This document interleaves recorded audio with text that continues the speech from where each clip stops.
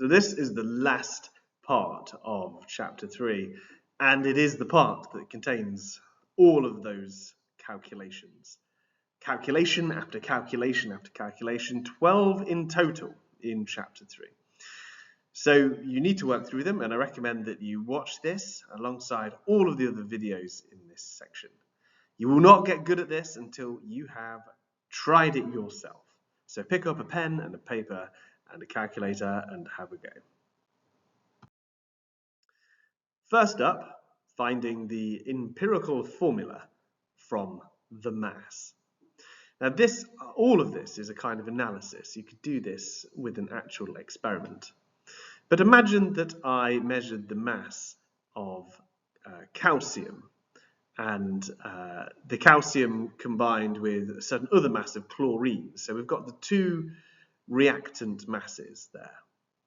And because I have the molar masses of calcium and chlorine, I can work out the number of moles of both. It turns out that 0.03 moles of calcium react with 0.06 moles of chlorine when we work it out.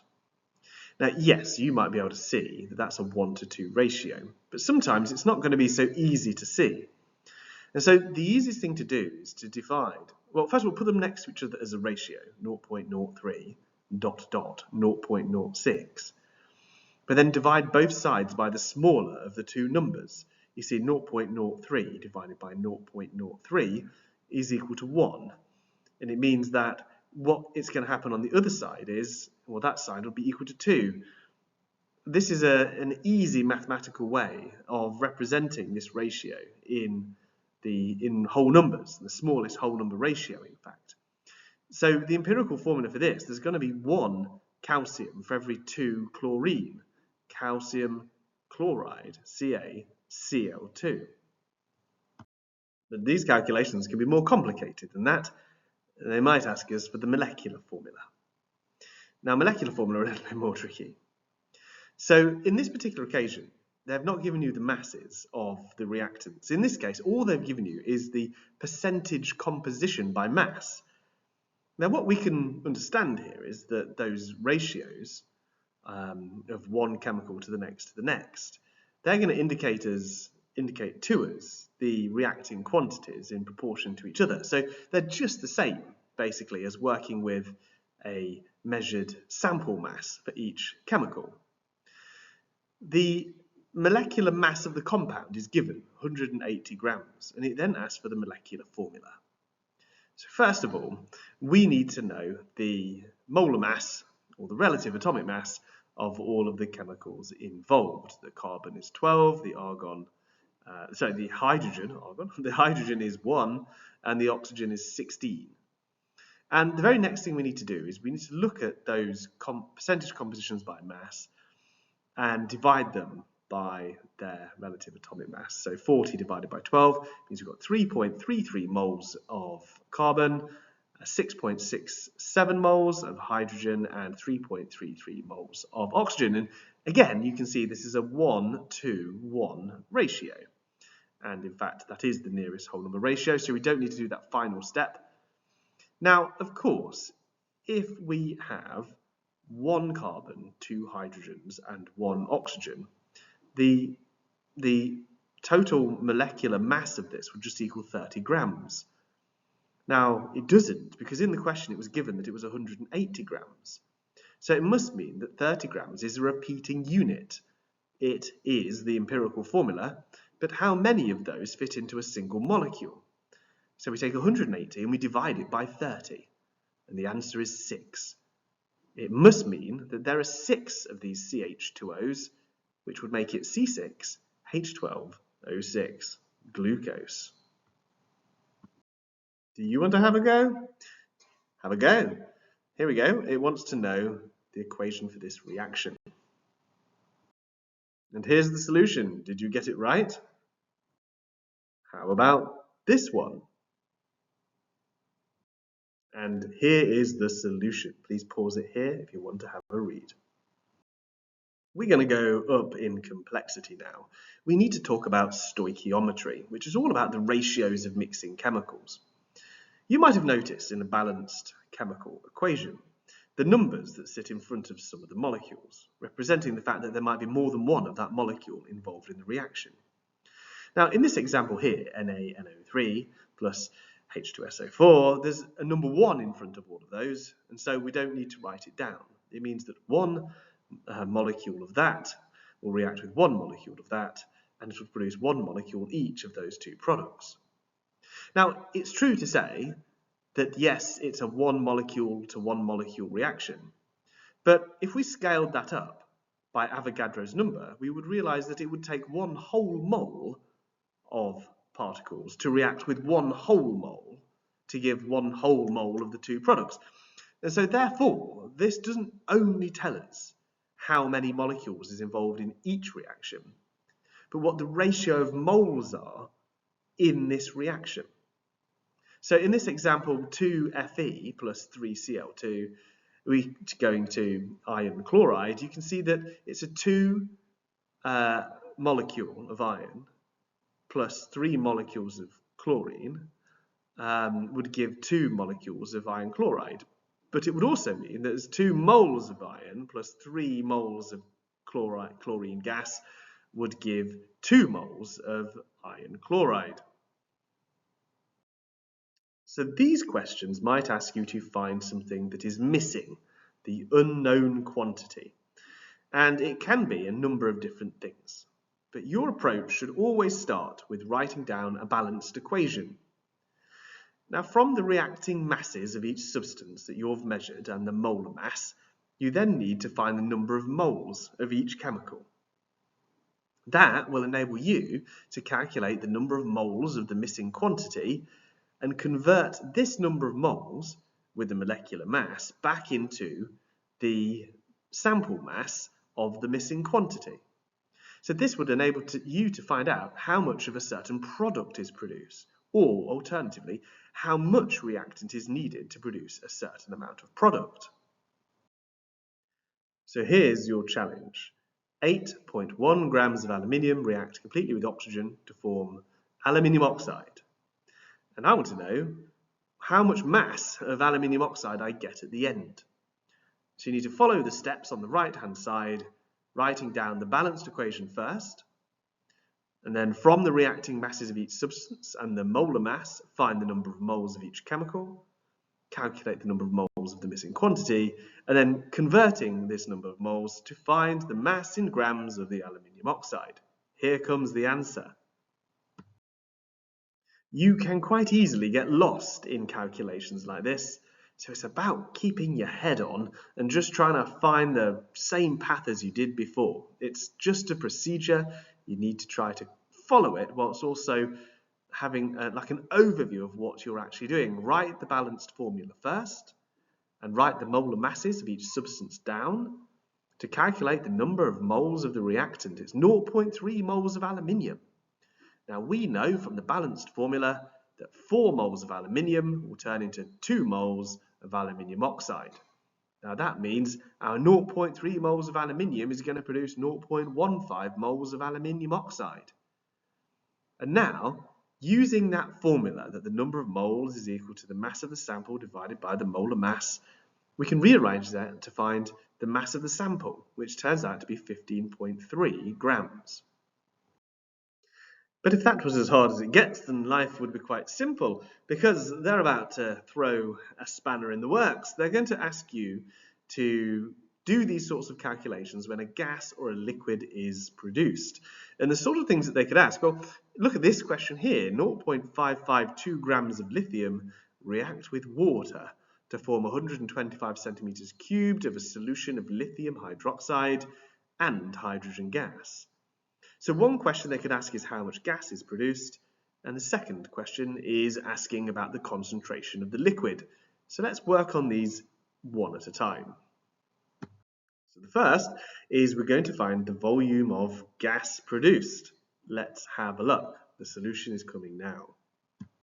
So the first thing we need to do is write the balanced equation. 2 moles of lithium react with 2 moles of water to form 2 moles of lithium hydroxide and 1 mole of hydrogen. How many moles of lithium do we have? Well, we need to use The formula for the number of moles is equal to the sample mass divided by the molar mass. And we'd take 0.552 grams and divide it by the molar mass of lithium, 6.9. And we'd realize we have 0.08 moles of substance. And as we can see from the balanced equation, 2 moles of lithium make 1 mole of hydrogen gas. And now here comes the technical part. If 1 mole occupies 24,000 centimeters cubed, how much volume does 0.04 moles occupy? So what we need to do is we take our number of moles and multiply it by, N is our fraction of a mole. We've got 0.04 of a mole. If 1 mole takes 24,000, well, what fraction of 24,000 does 0.04 take? Well, we must multiply them together. And we get 960 centimeters cubed. And that is how we would work out the amount of gas produced. The second part of the question asked us to calculate the concentration of lithium hydroxide. Again, we'd have to write out the balanced formula, though we might still have that from the first part of the question. And we can see here that 2 moles of lithium make 2 moles of lithium hydroxide. And we know from the working out of the question before that we've got 0.08 moles of lithium. And that means we're going to have 0.08 moles of lithium hydroxide. So we've got that many moles of lithium hydroxide, and given in the question is the volume of the solution, we can work out the concentration using the formula that the concentration is equal to the number of moles divided by the volume. First up though, we've got to convert the volume from centimeters cubed into decimeters cubed. 125 centimeters cubed is 0.125 decimeter cubed. Then working the concentration formula, we would then take the number of moles, 0.08, divided by the volume in decimeters cubed, 0.125, and that would equal 0.64 moles per decimeter cubed. The variation on this is that they might not ask for us to calculate the volume of gas or the concentration or in fact the mass of the produced chemical. If they give us everything else, what they might ask us is for the identity of the chemical. And the way that we're going to get there is we're going to have all the information we need to work out what the molar mass of this substance is. And so, what we would need to know is a balanced formula based on similar reactions to this one. So they might say it's a group 2 metal reacting with acid. And then we've got a good idea of what the formula is going to look like. But we just won't know the nature of the metal that's being reacted.